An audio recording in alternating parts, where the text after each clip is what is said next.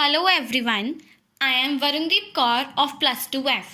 I hope you all are safely confined in the four walls of your houses. Today, we will discuss the topic sources of stress. There are many events which can create stress among us. The three most important sources of stress are life events, Hazels, and traumatic events. First, we will talk about life events.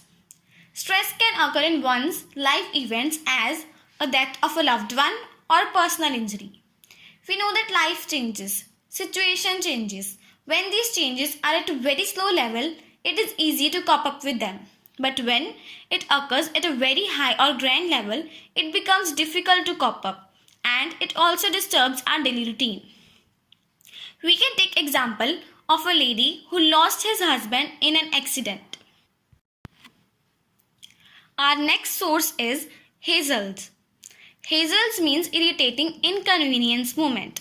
These are the personal stress that are happening in our daily life.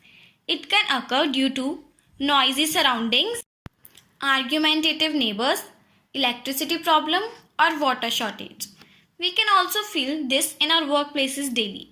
These daily hazels can turn out in a very major and devastating situation in a person's life, especially when he or she is dealing alone with it. Nowadays, most stressed people report as a result of daily hazels because of their poor psychological well-being. We can take example of a girl who is overweighted and everyone teases her because of her overweight. Our next source is traumatic events. It includes variety of extreme events such as fire, train or road accident, robbery, earthquake and tsunami, etc. These events occur after some lapse of time and the person who faced traumatic events always show the symptoms of anxiety, flashback, dreams or an unwelcome involuntary thought. In this situation, professional help is needed and after getting the proper treatment, person can be healthy. We can take example of a boy of 17 years who lost his parents in a fire incident. Now we will discuss about our next topic, which is general adaptation syndrome. It is given by Sally. Sally was interested in the study of that what happens to our body if the stress is continuing for a long time. He studied animals for this and introduced many stresses like high temperature, X-rays and insulin injections in the laboratory over a long period of time. In this, he also observed patients in the hospitals with various injuries and illness in the hospitals. Sally noticed a similar pattern of bodily response in animals and individuals.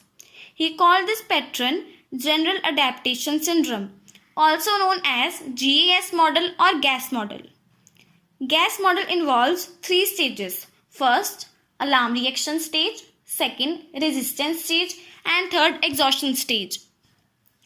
First, we will talk about our first stage, which is alarm reaction stage. This is the presence of noxious stimuli, which means tissue damaging event. Stressor leads to activation of adrenal pituitary cortex system. This system actually triggers the release of hormones producing stress response. This creates a situation of ready for fight or flight for an individual. Ready for fight or flight means when the person has to confront the situation, and flight means when a person tries to escape from a situation. Our second stage is resistance stage. If the stress continues for a long time, then this stage starts. In this, the parasympathetic nervous system calls for more careful use of the body resources. In this, the organisms make effort to deal with threat through facing it. Our third stage is exhaustion stage. In this stage, there is continuous exposure to the same stress. Then this stage starts and the previous stages are ineffective in this. There is chance of occurring stress-related diseasing like high blood pressure. At the end, Sadie's model was criticized because model was mainly related to physiological processes and it have lack of psychological factors. As psychological appraisal of events is important for the determination of stress. We can take example of a mother who lost her child she will have a lot of stress, and when it starts, it's in the first stage. But when slowly this stress continues for a long time, it comes in second stage. And when she cannot bear the stress and start having stress diseases like depression, it comes in the third stage. Our next topic is stress and the immune system. Stress can cause illness with the working of the immune system. The immune system guards the body against attackers both from inside and outside. We will talk about psychoneuroimmunology in it. It focuses on link between the mind, brain and the immune system. It studies the effect of stress on the immune system. Now the main question arises here that how does the immune system works? There are white blood cells in our body, shortly named as WBCs, that destroys the foreign bodies referred to as antigens such as virus. White blood cell also include T cell, B cell and the natural killers. T cells destroy invaders and T helper cells increase immunological activities. These cells were attacked by HIV and AIDS.